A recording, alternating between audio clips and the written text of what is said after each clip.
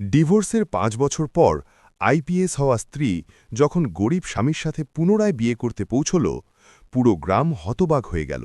বন্ধুরা, এটি ঝাড়খণ্ডের রাঁচি জেলার একটি সত্য ঘটনা, যেখানে সুরাতজড়িয়া নামের একটি ছোট্ট গ্রাম ছিল। এই গ্রামেই থাকত রবি মাহাতো। রবি গরিব অবশ্যই ছিল, কিন্তু পরিশ্রমী এবং সহজ সরল মানুষ ছিল। তার কাছে মাত্র ২ বিঘা জমি এবং একটি ছোট ঘর ছিল। সকালে সূর্য ওঠার আগেই সে ক্ষেতের দিকে বেরিয়ে যেত এবং গভীর সন্ধ্যা পর্যন্ত কাজ করতে থাকত। গ্রামের মানুষ প্রায়ই বলত, রবির মতো ছেলে আজকাল কোথায় পাওয়া যায়, পরিশ্রমীও আবার সৎও। রবির মা কমলা দেবী নিজের ছেলেকে দেখে সব সময় সন্তোষ অনুভব করতেন।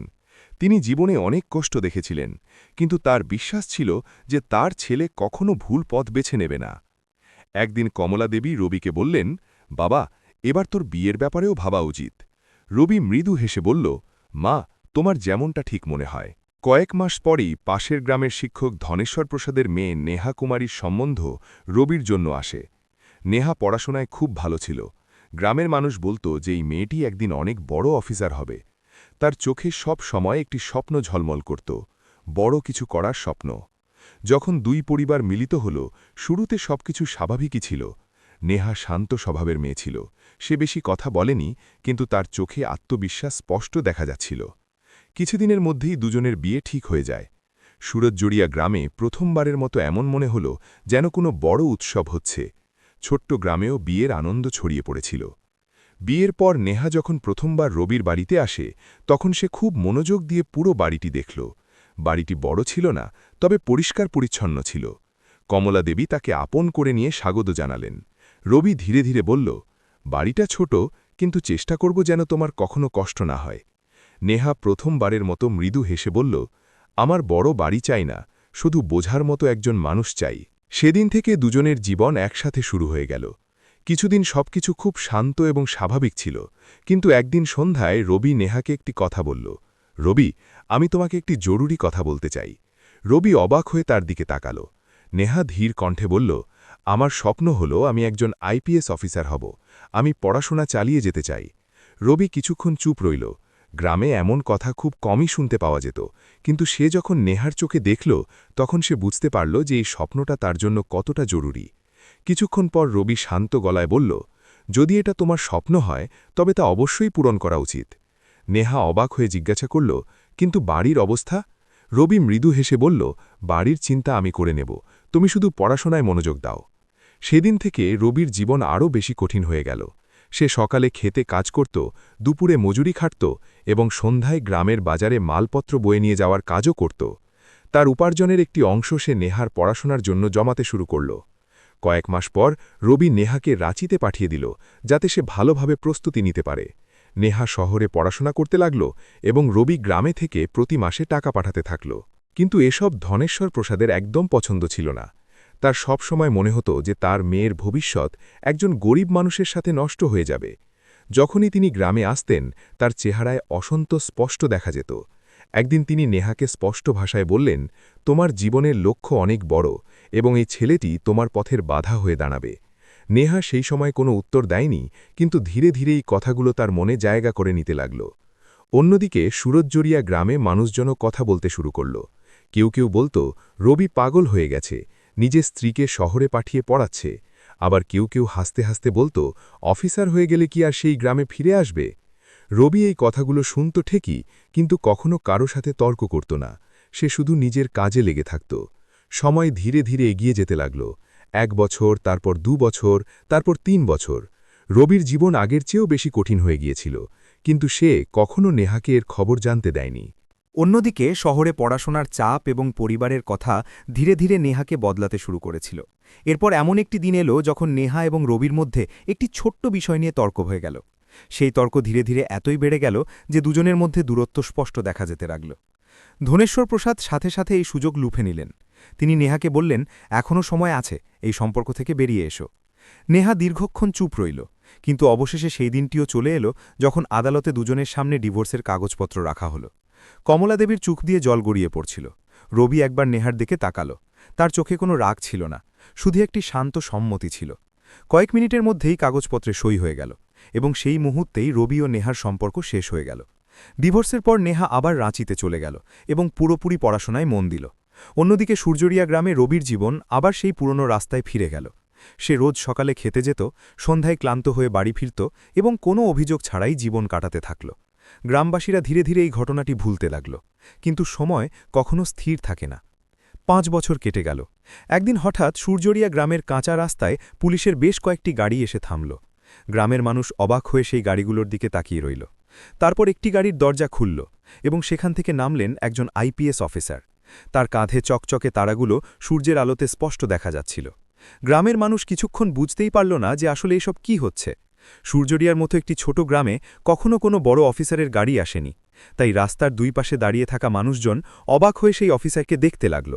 পুলিশ সদস্যরা এদিক ওদিক দাঁড়িয়ে আশেপাশের অবস্থা পর্যবেক্ষণ করতে লাগল। কিছু শিশু কৌতূহলবশত গাড়িগুলোর কাছে আসার চেষ্টা করছিল, কিন্তু সেপাইরা তাদের দূরে থাকতে বলল। ধীরে ধীরে গ্রামে খবর ছড়িয়ে পড়ল যে কোনো বড় অফিসার এসেছেন। কয়েক মিনিটের মধ্যেই অর্ধেক গ্রাম সেখানে জড়ো হয়ে গেল। মানুষজন নিজেদের মধ্যে নানা ধরনের কথা বলতে লাগল।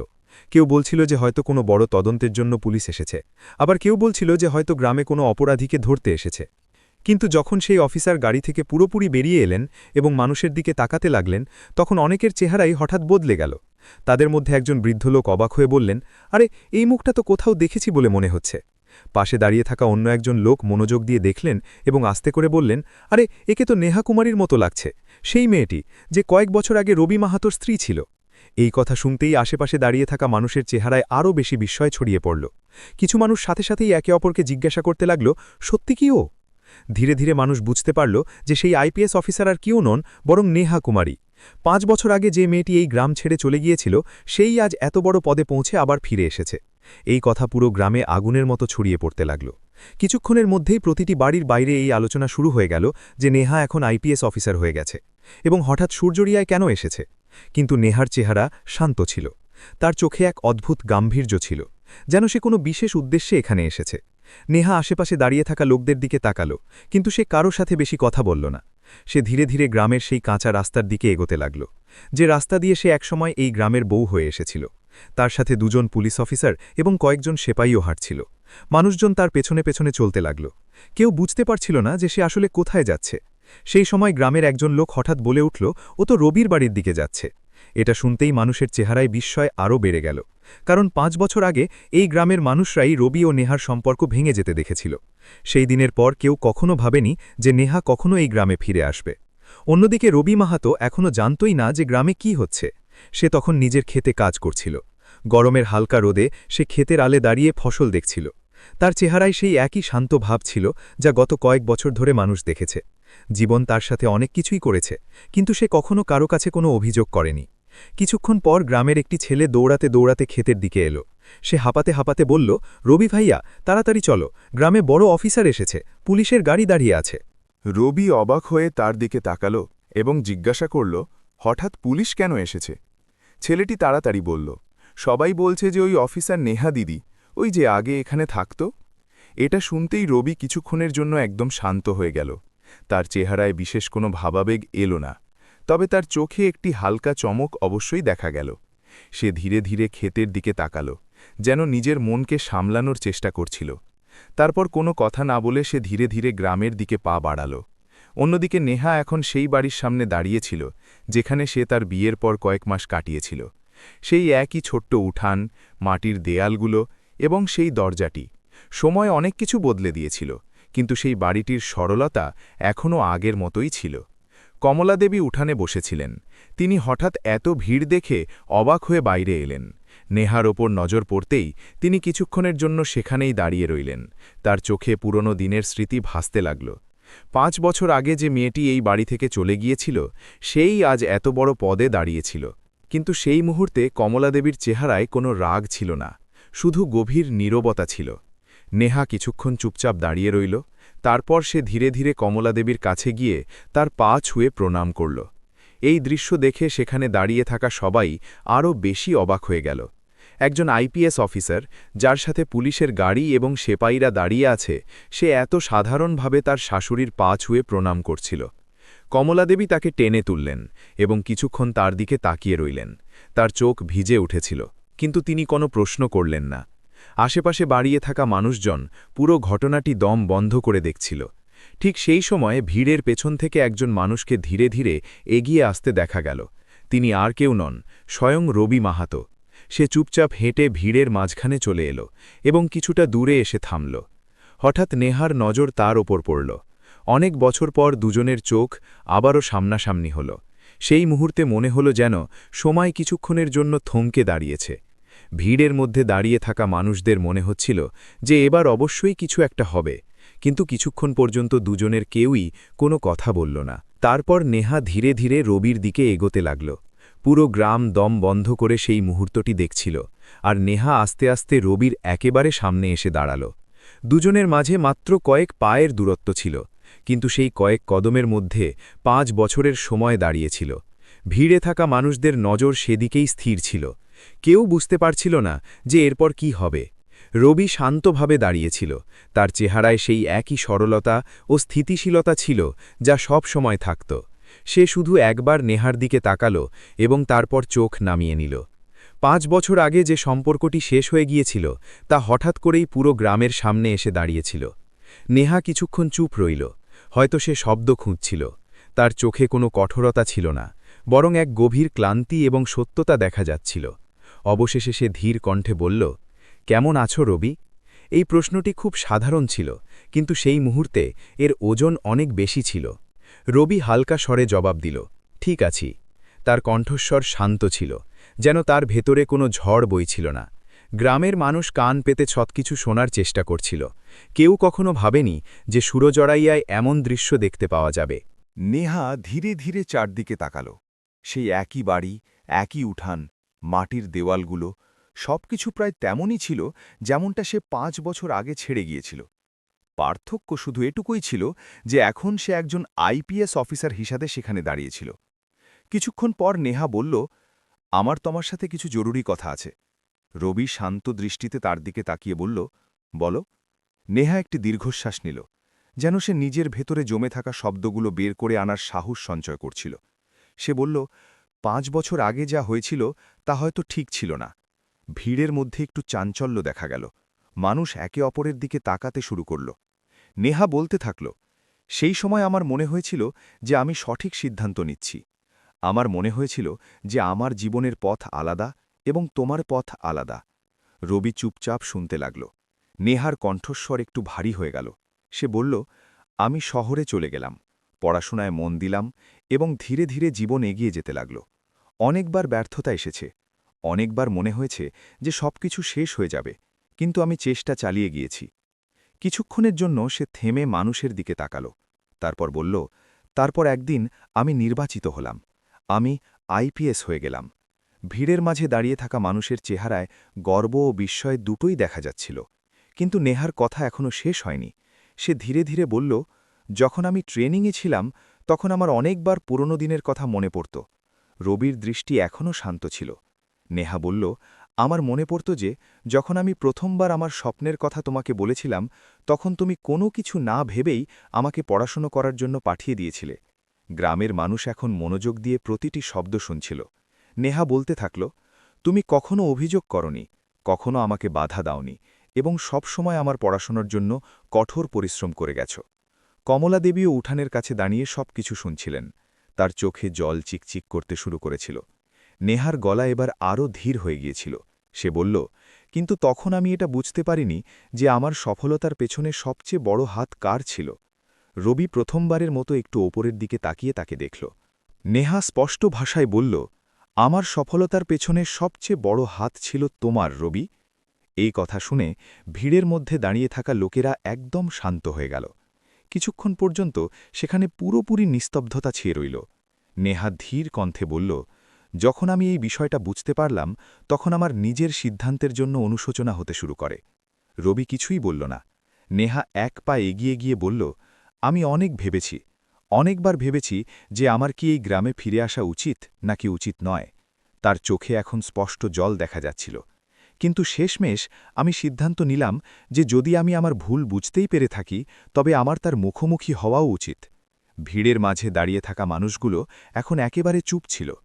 নেহা ধীরে ধীরে বলল, এই জন্যই আজ আমি এখানে এসেছি। রবি এখনও শান্তভাবে দাঁড়িয়েছিল, তবে তার চেহারায় হালকা একটা পরিবর্তন লক্ষ্য করা যাচ্ছিল। নেহা সরাসরি তার চোখের দিকে তাকিয়ে বলল, আমি এখানে একটি সিদ্ধান্ত নিয়ে এসেছি। গ্রামের মানুষের কৌতূহল এবার আরও বেড়ে গেল। নেহা ধীর কিন্তু স্পষ্ট গলায় বলল, আমি জীবনে অনেক কিছুই অর্জন করেছি, কিন্তু একটি জিনিস হারিয়ে ফেলেছিলাম। কিছুক্ষণের জন্য সে থেমে শ্বাস নিল। তারপর সে বলল, আর আজ আমি সেই জিনিসটি ফিরিয়ে নিতে এসেছি। রবি হালকা বিস্ময় নিয়ে তার দিকে তাকাল।